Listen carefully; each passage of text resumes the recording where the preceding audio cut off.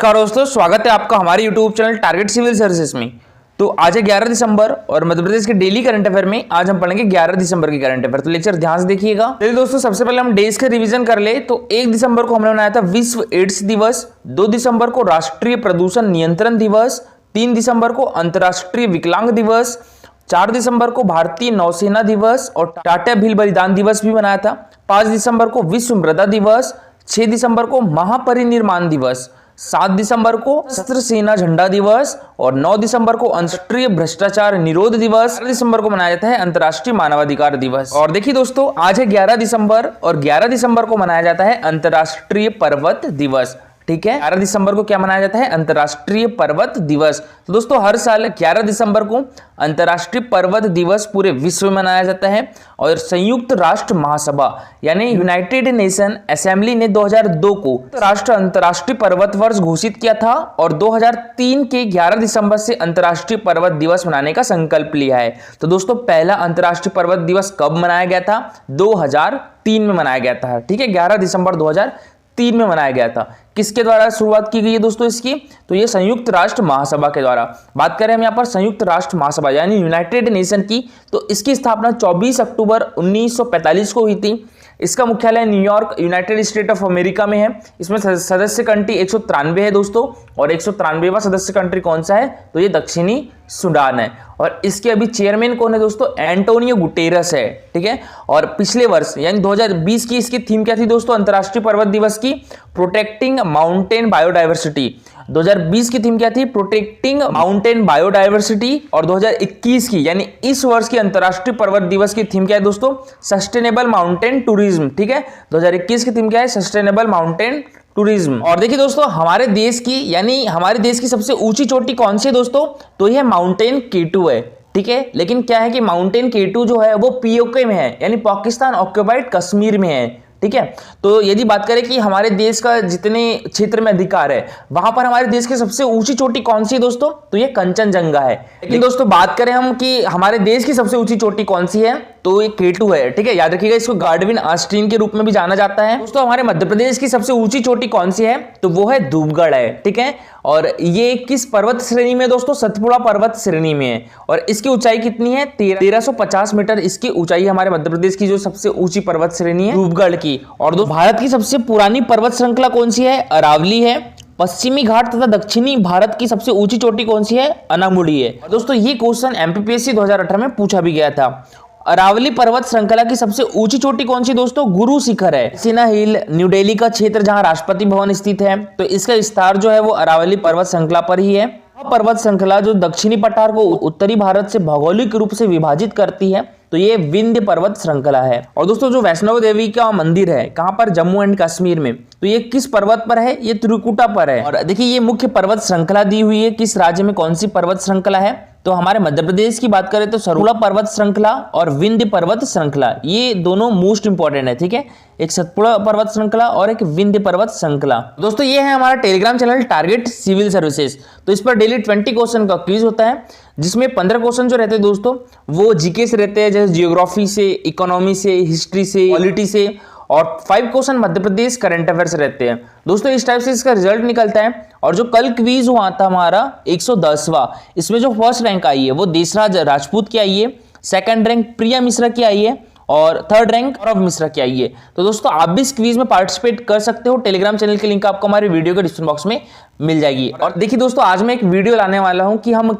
Telegram पर quiz attempt नहीं कर पा रहे तो उसके लिए क्या करें और टेलीग्राम पर क्विज कैसे बनाएं। ठीक है, लेक्चर को सभी लोग ध्यान से देखिएगा। देखिए, अभी तक अगर कोई न्यू स्टूडेंट टेलीग्राम ज्वाइन कर रहा है तो 110 क्विज अटेम्प्ट कर सकता है। तो चलिए दोस्तों, सबसे पहले हमने जो कल करंट अफेयर थे उसका रिवीजन कर लेते, उसके बाद स्टार्ट करेंगे हम आज के करंट अफेयर। तो कल के करंट अफेयर में पहला क्वेश्चन था हमारा, हाल ही में मध्य प्रदेश सरकार के द्वारा इंदौर एवं भोपाल में पुलिस कमिश्नर सिस्टम कब से लागू कर दिया है दोस्तों? तो ये कर दिया है 9 दिसंबर 2021 से। तो इसका आंसर क्या हो जाएगा? Option number D. और देखिए दोस्तों, इसके बारे में मैं कल पूरी डिटेल में बता चुका हूं, तो वो लेक्चर देख सकते हो और सेपरेट वीडियो भी अलग से उसका डाल दिया है। ठीक है दोस्तों, हमारे मध्य प्रदेश में भोपाल और इंदौर में first time police commissioner system लागू किया गया है। ठीक है, तो ये भी याद रखिएगा। क्वेश्चन है दोस्तों हमारा, भोपाल में आयोजित 64वीं राष्ट्रीय राइफल शूटिंग चैंपियनशिप में मध्य प्रदेश शूटिंग अकादमी के खिलाड़ी बांधवी सिंह ने कितने स्वर्ण पदक जीते हैं दोस्तों? तो बांधवी सिंह के द्वारा जीते गए हैं 4 स्वर्ण पदक। तो इसका आंसर क्या हो जाएगा? Option number D. ठीक है, 4 स्वर्ण पदक। और दोस्तों ये है बांधवी सिंह, ये मध्य प्रदेश एकेडमी की शूटिंग प्लेयर है। हमारे मध्य प्रदेश की शूटिंग एकेडमी कहां पर है? तो ये हमारे मध्य प्रदेश की राजधानी भोपाल में है। ठीक है, और ये भी याद रखिएगा कि अभी हाल ही में जो 64वीं राष्ट्रीय राइफल शूटिंग चैंपियनशिप है, इसका आयोजन भी कहां पर किया जा रहा है? ये हमारे मध्य प्रदेश की राजधानी भोपाल में किया जा रहा है। ये भी मोस्ट इंपॉर्टेंट है दोस्तों। अब स्टार्ट करते हैं आज की करंट अफेयर। तो आज की करंट अफेयर में पहला क्वेश्चन है हमारा, खजुराहो अंतरराष्ट्रीय फिल्म फेस्टिवल में लाइफ टाइम अचीवमेंट सम्मान से किसे सम्मानित किया गया है दोस्तों? तो ये किया गया है गोविंदा को। तो इसका आंसर क्या हो जाएगा? Option number B. और दोस्तों हमारे मध्य प्रदेश के ब्रांड एम्बेसडर भी कौन है? तो वो है गोविंदा। ठीक है, अब बात करें हम खजुराहो अंतरराष्ट्रीय फिल्म फेस्टिवल की, तो दोस्तों इसका आयोजन कब से कब तक किया गया? तो इसका आयोजन 2 दिसंबर से लेकर 9 दिसंबर तक किया। दोस्तों इसकी थीम क्या थी? देशभक्त थी। ठीक है, खजुराहो अंतरराष्ट्रीय फिल्म फेस्टिवल की थीम क्या थी? देशभक्ति। खजुराहो अंतरराष्ट्रीय फिल्म फेस्टिवल ये कौन सा संस्करण था? तो ये 7वां संस्करण था। इसकी शुरुआत कब से हुई थी दोस्तों? 2015 से हुई थी। और दोस्तों बात करें हम यहाँ पर खजुराहो की, तो खजुराहो हमारे मध्य प्रदेश की किस डिस्ट्रिक्ट में दोस्तों? छतरपुर डिस्ट्रिक्ट में है। ठीक है, और खजुराहो के जो मंदिर है उनको यूनेस्को द्वारा विश्व धरोहर स्थल की सूची में कब शामिल किया गया दोस्तों? तो ये 1986 में शामिल किया गया था। ठीक है, खजुराहो के मंदिर को यूनेस्को द्वारा विश्व धरोहर स्थल की सूची में कब शामिल किया गया था? 1986 में। हमारे मध्य प्रदेश के 3 स्थान ऐसे हैं जिनको यूनेस्को द्वारा विश्व धरोहर स्थल की सूची में शामिल किया गया है। कौन कौन से? पहला तो खजुराहो है, दूसरा है सांची। सांची किस डिस्ट्रिक्ट में दोस्तों? सांची स्तूप है रायसेन डिस्ट्रिक्ट में। और इसको यूनेस्को द्वारा विश्व धरोहर स्थल की सूची में कब शामिल किया गया था?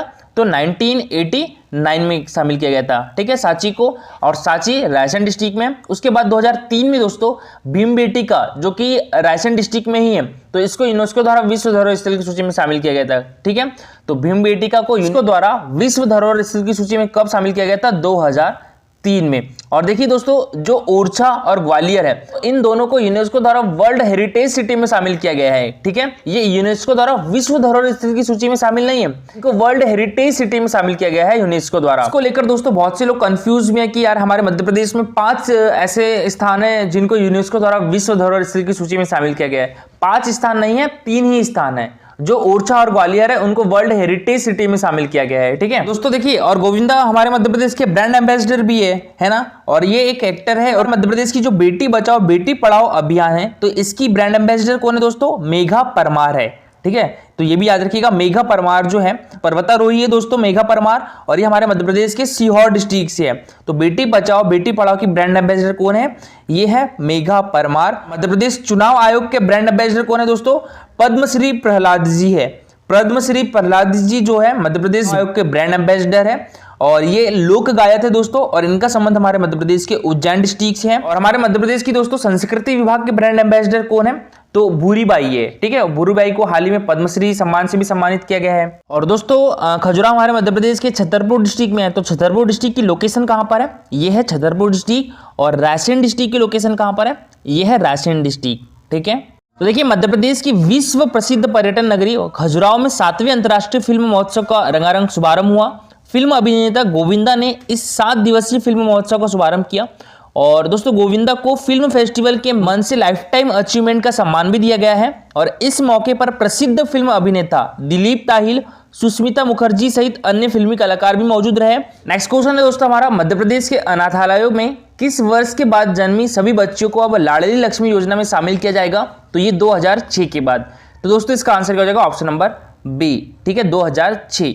और देखिए अभी लाडली लक्ष्मी योजना का जो नाम है वो लाडली लक्ष्मी 2.0 कर दिया गया है। ठीक है, और लाडली लक्ष्मी योजना की शुरुआत कब से हुई थी दोस्तों? 2007 से हुई थी। और दोस्तों इसका उद्देश्य क्या था? 1 जनवरी 2006 के बाद जन्मी प्रदेश की लड़कियों की शिक्षा एवं सर्वांगीण विकास हेतु सहायता करना है। दोस्तों इसमें बालिकाओं को कक्षा 6वीं में प्रवेश लेने पर कुछ राशि दी जाती है, उसके बाद 9वीं में प्रवेश लेने पर राशि दी जाती है, उसके बाद 11वीं में भी प्रवेश लेने पर कुछ राशि दी जाती है, और कॉलेज एंड होने पर कुछ राशि दी जाती है। ये हमारे मध्य प्रदेश के अनाथालयों में रह रही 2006 के बाद जन्मी सभी बच्चियां अब लाडली लक्ष्मी होगी, और इससे 15 साल तक की ऐसी लड़कियों को लाडली लक्ष्मी योजना के लाभ मिल सकेंगे। और इन्हें लाभ देने के लिए शीघ्र नियम बनाए जाएंगे। मुख्यमंत्री शिवराज सिंह चौहान जी के द्वारा और कुछ भी निर्देश दिए गए हैं। राज्य, जिला, ब्लॉक, ग्राम पंचायत स्तर पर लाडली लक्ष्मी दिवस मनाया जाए।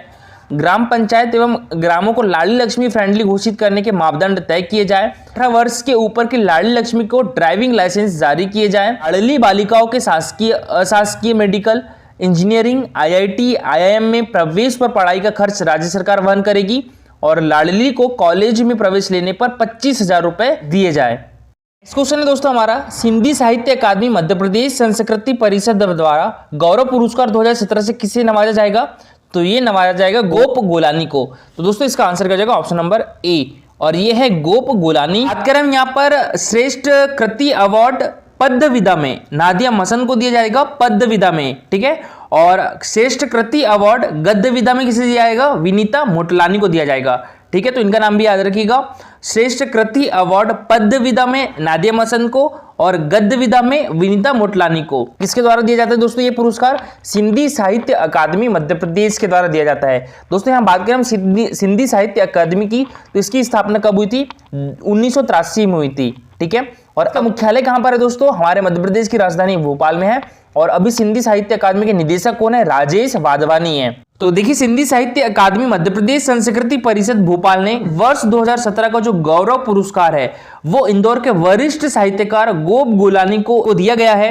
और श्रेष्ठ कृति अवार्ड गद्य विधा में कहानी संग्रह स्टैंड अप के लिए विनीता मोटलानी को, कृति अवार्ड पद्य विधा में अंजड़ी शाम के लिए डॉक्टर नादिया मसन को मिला है। और इस दौरान शहर के विख्यात साहित्यकार कृष्ण खटवानी की याद में सम्मान समारोह, कविता पाठ के अलावा नाटक वसीयत प्रस्तुत किया गया और नाटक विनीता मोटलानी का लिखा हुआ है। नेक्स्ट क्वेश्चन है हमारा दोस्तों, भोपाल के पहले पुलिस कमिश्नर किसे नियुक्त किया गया है? तो ये किया गया है मकरंद देउस्कर को। तो इसका आंसर क्या हो जाएगा? ऑप्शन नंबर बी, ठीक है दोस्तों, मकरंद देउस्कर को किया गया है। और ये है मकरंद देउस्कर, ये बनेंगे दोस्तों भोपाल के पहले पुलिस कमिश्नर। और इंदौर के पहले पुलिस कमिश्नर किसे नियुक्त किया गया है दोस्तों? तो ये हरिनारायण चारी को, ठीक है।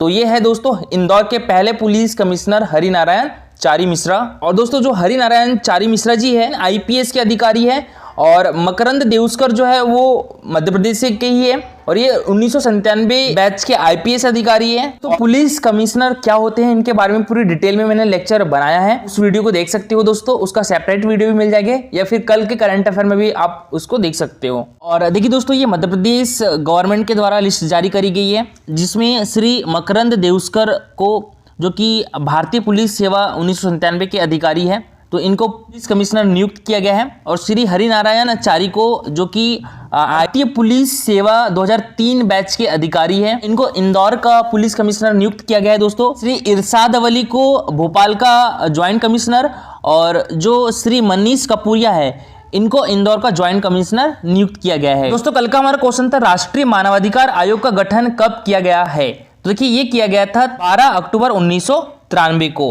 और एक्ट 1993 बनाकर इसकी स्थापना की गई थी। और देखिए दोस्तों, राष्ट्रपति के द्वारा राष्ट्रीय मानवाधिकार आयोग के सदस्यों की नियुक्ति की जाती है। इसके लिए 6 सदस्यीय समिति का गठन किया जाता है। और राष्ट्रीय मानवाधिकार आयोग सदस्य चयन समिति के अध्यक्ष कौन होते हैं दोस्तों? प्रधानमंत्री होते हैं। देखिए दोस्तों, राष्ट्रीय मानवाधिकार आयोग में कितने सदस्य हैं? 13 सदस्य होते हैं, जिसमें से एक अध्यक्ष होता है और 5 मुख्य सदस्य होते हैं और 7 पदेन सदस्य होते हैं, ठीक है।